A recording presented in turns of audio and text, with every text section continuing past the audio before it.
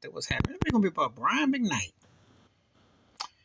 Now, for my money and my ears and my taste in music and what I thought as far as talent goes, back in the 90s, this was the cat that I thought that was the only cat that really, really, truly could have given R. Kelly a run for his money musically.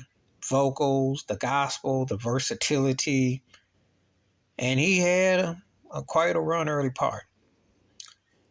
But after the back and one, and then he just kind of became loungy.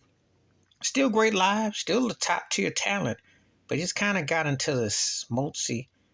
And it's a shame too, because this cat he's everything that they make John Legend out to be. McKnight runs him under the table and runs him out of town. But this ain't what we talking about music. We ain't talking about that. We talking about how now he wants to distance himself from his kids from the past. And I do understand that all skin ain't kin, because in the community people can act funny. You help give birth to them, you're related to them, and they treat you worse than the Klan rally. So that's, you can understand. But where he's going to great lengths where he's whitewashing it all for his new family. And it's one thing when you say that about, in your family context, that's one thing.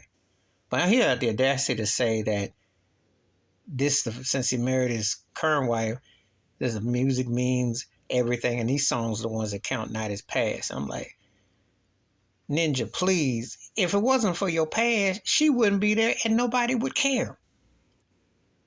I mean, you were made of your past. I heard one of them songs he came up with a few years ago called 42 or something, some mess, and he was pushing 52. And I was like cringing. I'm like, come on now. You trying to be cool or fronting and it ain't working. It's a shame too, because this guy is one of the most talented musical talents. But this self-hating, this thing that he doing, it ain't a good look. You got people calling him Brian McWhite, Now, I understand, like I said before, if your family don't want to do with you and you feel like you're being ostracized and you're putting on, that's one thing. But you up here acting like that didn't count. Like all that didn't count. Like all that, everything he's doing because his kids won't accept his new wife. And maybe it's because he's trying to do too much. It just sounds a bit much on his part. And it just don't sound good. But as I always tell you, I separate the art from the person.